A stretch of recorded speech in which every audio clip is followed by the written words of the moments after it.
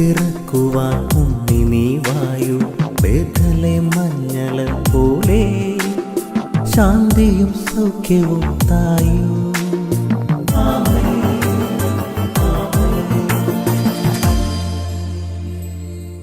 യേശുവിൻ്റെ ഏറ്റവും പ്രിയമുള്ള കുഞ്ഞ്, സങ്കീർത്തനം 30:12. ഞാൻ മൗനം പാലിക്കാതെ അങ്ങേ പാടിപ്പുകഴ്ത്തും. ഞാൻ മൗനം പാലിക്കാതെ അങ്ങേ പാടിപ്പുകഴ്ത്തും. എനിക്ക് നന്മയുണ്ടാകുമ്പോൾ, ഞാൻ തൊടുന്നത് പൊന്നാകുമ്പോൾ, ആരെങ്കിലും എന്നോട് ചോദിച്ചു എല്ലാം നന്നായല്ലോ എന്ന് പറയുമ്പം ഒരു വിധത്തിൽ ഒപ്പിച്ചു, ഒക്കെ ഒപ്പിച്ചെടുത്തു എന്നിങ്ങനെ ഞാൻ എൻ്റെ ശക്തിയിൽ ആശ്രയിക്കാതെ, ഞാൻ മൗനം പാലിക്കാതെ, ഞാൻ അങ്ങയുടെ പ്രവൃത്തി പൂഴ്ത്തിവെക്കാതെ ഞാൻ അങ്ങേ പാടിപ്പുകഴ്ത്തും.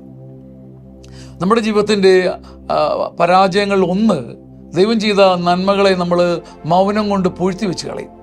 വലിയ വിജയങ്ങൾ ഉണ്ടാകുമ്പം, സന്തോഷം ഉണ്ടാകുമ്പോൾ, സമ്പത്തുണ്ടാകുമ്പം നമ്മളോട് ചിലരൊക്കെ ചോദിക്കുക, കൊള്ളാം, നന്നായല്ലോ, കാര്യങ്ങളൊക്കെ ഭംഗിയായല്ലോ. അപ്പം നമ്മൾ പറയും എങ്ങനെ ഒപ്പിച്ചു, ഒരു വിധത്തിൽ ഒപ്പിച്ചു. ഇങ്ങനെ നമ്മുടെ സ്വന്തം കഴിവ് കൊണ്ട് നന്മകളെ പൂഴ്ത്തി വയ്ക്കും.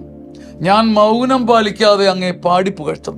എൻ്റെ ദൈവം എനിക്കിത് ചെയ്തു, എൻ്റെ ദൈവം കനിഞ്ഞ് എനിക്ക് വേണ്ടി ഇത് ചെയ്തു, ഇത് പറയാൻ എനിക്കൊരു പ്രത്യേക അഭിനിവേശം, ഒരാവേശം ഞാൻ സൂക്ഷിക്കും.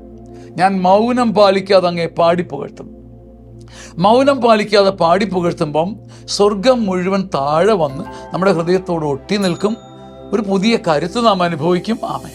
മണ്ണിനെ വിണ്ണു തൊട്ട ശാന്തരാത്രിയിൽ പൊന്നിളം പൈതലായി പിറന്നു ദൈവം.